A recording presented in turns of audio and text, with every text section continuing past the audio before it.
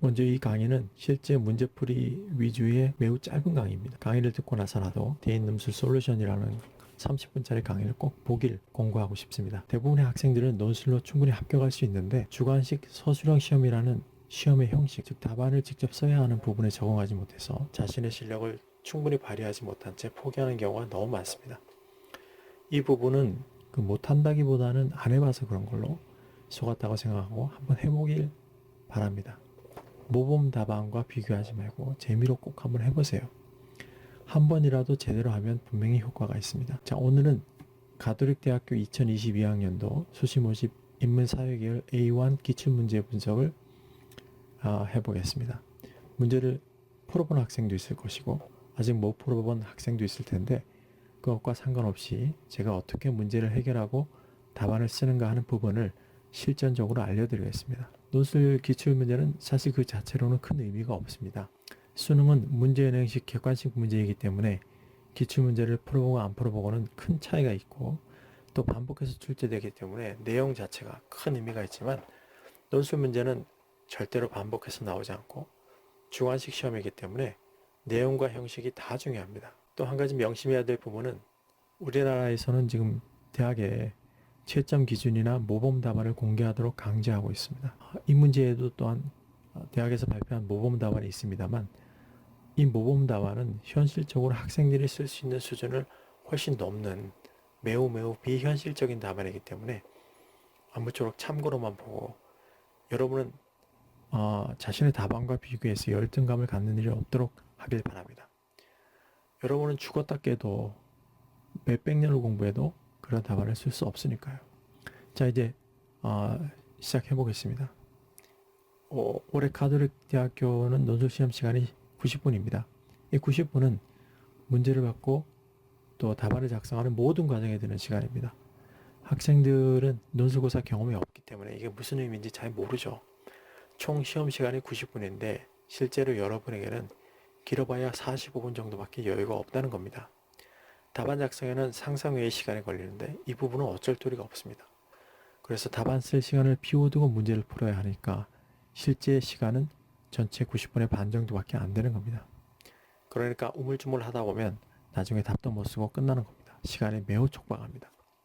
그러니까 문제를 받으면 간단히 문제를 훑어보고 시간을 어떻게 할 건지 결정해야 됩니다. 그래서 정해진 시간이 되면 다음 단계로 무조건 넘어가야지 답을 쓸 수 있는 겁니다.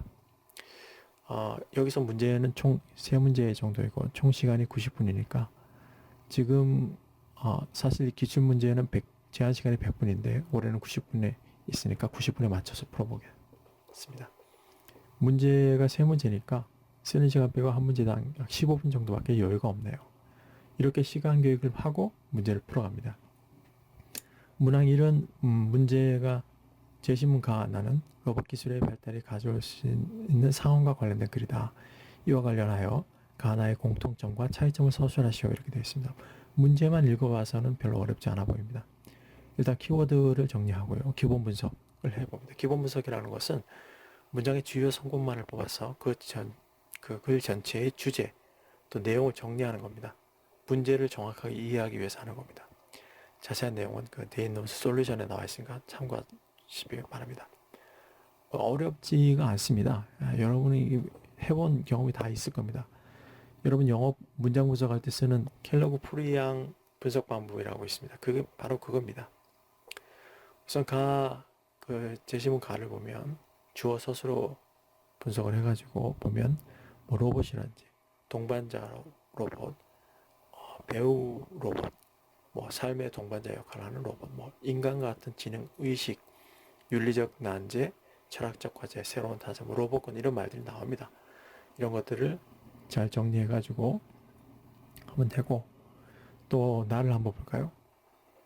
가하고 나를 보면 내용들이 새로운 게 많고 의미가 잘 다가오지 않는 부분들이 꽤 있습니다. 왜 그럴까요? 이러한 부분을 학생들은 문제가 어렵네, 뭐 제시문이 어렵네 이런 식으로 불평을 하는데요.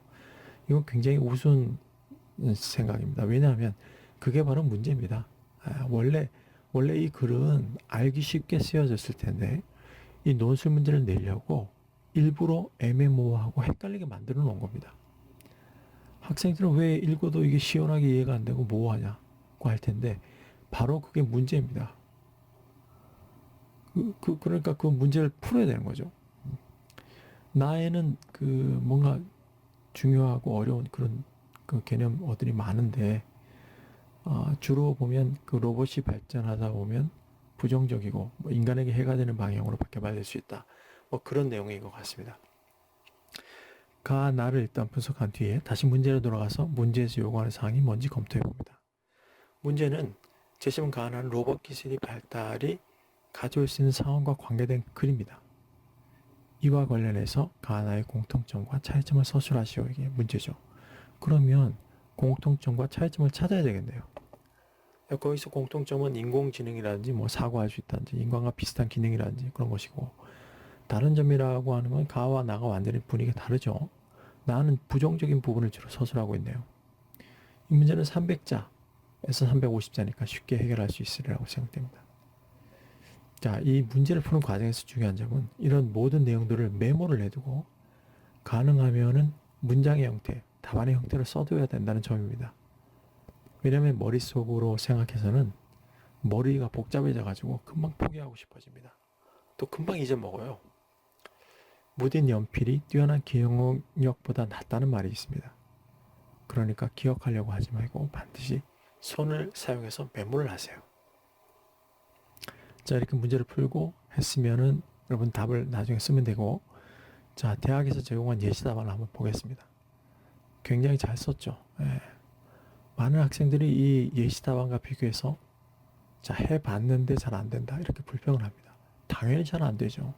처음 하는 건데 당연합니다. 하지만 여러분들 글을 모르는 게 아니고 하기 때문에 몇 번만 해보면 금방 잘할 수 있습니다. 제가 경험한 바에 따르면 누구나 바보만 아니면, 예를 들어 운동부 같은 학생들 있죠. 그런 학생들도 다 해서 대학에 합격했습니다. 그러니까 걱정하지 말고 연습을 해보세요. 뭐 더 쉬운 방법 이런 거 없냐? 그런 방법은 없습니다. 논술은 문제를 풀어야 답을 쓸 수 있는 거거든요. 글짓기가 아니에요. 그리고 이제 그러니까 혼잣말을 해가면서 하면 훨씬 쉽습니다. 주술 관계 이런 것들도 체크를 할 수 있고요. 자, 그래도 잘 안 된다 이런 학생들이 많습니다. 왜 그러냐면 모범 답안하고 비교하니까 그런 겁니다. 만점짜리하고 지금 처음 한 그 답안과 비교를 하니까 잘 안 된다고 생각하는 거죠. 처음에 여러분은 50점, 뭐 60점 이렇게 하다가 70점 이렇게 현실적인 목표를 삼아서 연습을 하면 됩니다. 그래도 충분히 합격할 수 있습니다. 자, 문항 2를 한번 볼까요? 문항 2는 제시문 가하는 주류 문화와 하위 문화에 관한 글이다. 이를 바탕으로 나를 비교 분석하시오 이렇게 되어 있습니다. 5배에서 6이잖아요. 자, 그러면 어떻게 해야 됩니까? 아까랑 똑같이 단락을 다시 읽고 검토를 해봐야죠. 가를 보니까 진짜 주류 문화와 하위 문화에 대해서 나와 있고 내용이 상당히 압축적이고 많습니다. 정리를 해둬야 되겠습니다. 자, 나는 서태지와 아이들 주술 분석으로 한번 해볼까요? 전부 12문장입니다. 이것도 분석을 해봐야 되겠네요. 다는 에미넴에 관한 이야기고 힙합이란지 랩에 대한 그런 것들이 나와 있습니다. 자, 나와 다는 분명히 다른 내용들이 있죠. 그 비교 분석하라고 했으니까 어떻게 됩니까? 비교하고 분석하면 되죠. 같은 것 다른 것 이런 것을, 문제는 가를 바탕으로 해야 되니까 가 부분에 있는 내용들, 이런 뭐 갈등이나 혼란, 뭐 여러 가지 아마 상호작용, 변화 이런 것들이 나와 있으니까 여기에 맞춰서 써주면 될 것 같습니다. 자, 그러면 이것도 대학에서 제공한 답을 한번 볼까요? 가에 압축적으로 했던 내용들이 다 들어가 있습니다. 우리는 이렇게 완벽하면 쓰면 좋겠지만은 사실 그렇게 할 수가 없습니다. 여기 나온 내용의 한 70% 정도만 써도 성공이라고 생각됩니다. 이렇게 잘 정리하기가 쉽지 않아요. 이번 문제는 의외로 가 부분의 내용을 잘 정리하고 적용하는 게 중요하겠네요. 자, 그러면은 문항 3을 한번 볼까요? 문항 3은 제시문 가의 관점을 제시하고 나를 활용하여 다를 비판하여 이렇게 되어 있습니다. 500에서 600자라고 되어 있네요. 가를 한번 볼까요? 비유가 나와 있네요. 이렇게 비유가 나오면 문제가 쉽습니다. 비유하고 있는 게 뭔지 밝히면 답안이 아주 깔끔해지니까요. 사실이 아니다, 뭐 해석이다, 뭐 이런 식인데 본격적으로 역사적 사실, 또 역사적 해석, 역사가 이런 키워드들이 나옵니다. 나를 한번 써볼까요? 나는 콜럼버스의 아메리카 도착에 대해서 상당히 부정적인 시각으로 기술을 하고 있네요. 다를 보면 주술 분석을 통해서 하니까 무슨 역사적에서 나온 그런 내용 같습니다. 이제는 그 제시문 가의 관점을 제시하고 나를 활용해서 다를 비판하시고 이렇게 되어 있으니까 이 순서대로 내용을 쳐면 500자 정도는 금방 채울 것 같습니다. 여기서 우리는 다시 한번 시간을 체크하지 않을 수 없는데 이 문제가 마지막이기 때문이죠. 이 문제를 해결하고 남은 시간에 답안을 써야 되기 때문에 시간 체크를 해야 됩니다. 네. 그래서 얼마만큼의 시간을 투입할 것인가 결정해야 되겠죠. 가의 분석이 상당히 중요하고 또 나를 활용해서 다를 비판하라고 했기 때문에 여기 나와 시키는 대로 나와 관련해서 다 부분의 비판할 부분을 찾아야겠습니다. 나가 원주민 입장에서 입은 피해 이런 것들이 나와 있고 다에는 원주민의 삶의 복지에 관한 서술이 나와 있기 때문에 역사가가 중요하게 생각하는 건 뭐 역사란 해석이다. 또 역사가가 자기가 원하는 사실을 취사 선택해서 쓰는 뭐 이런 것들이 그 원주민의 입장에 반영되지 않았다. 뭐 이런 등등으로 쓰면 될 것 같습니다.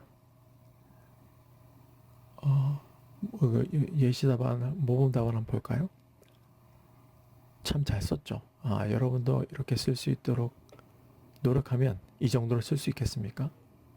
저는 뭐 그럴 필요가 없다고 생각합니다. 왜냐면 우리는 합격만 하면 되지 100점이 목표가 아니거든요. 하여튼 그 세 문제를 90분간의 답안까지 쓰기는 굉장히 어렵습니다. 정신적으로뿐 아니라 육체적으로도 굉장히 힘든 일입니다. 앞에서도 말했지만 우리 목표는 100점이 아니라 합격이고 우리 경쟁 상대는 모범 답안을 쓴 교수가 아니고 모범 답안을 베껴쓰면서 시간을 낭비하는 바보 같은 친구들이죠. 가톨릭대 논술 전형의 핵심은 시간 관리를 철저히 해서 내가 해결한 부분만큼 반드시 답안을 쓰는 것이고 답안이 안 써지는 것은 글쓰기가 안 돼서가 아니라 문제를 풀지 못해서 그런 겁니다. 이를 명심하고 꼭 합격하시길 바랍니다. 기출문제를 가지고 시간관리 분석을 해가면서 실전처럼 한 번이라도 하면 합격 확률이 몇 배는 뛰고 또 시험장에서 당황스러운 상황을 막을 수 있습니다. 꼭 연습하시기 바랍니다.